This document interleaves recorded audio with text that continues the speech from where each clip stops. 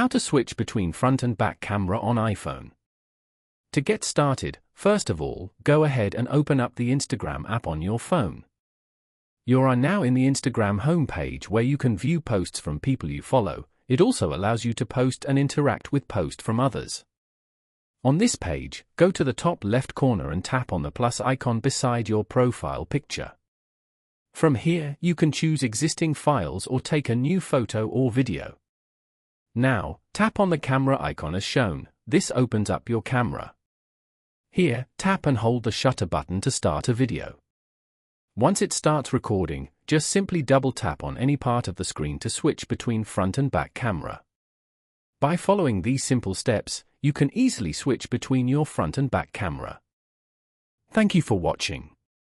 Please leave a like if this tutorial helped you, or leave a comment below if you have any questions related to the video.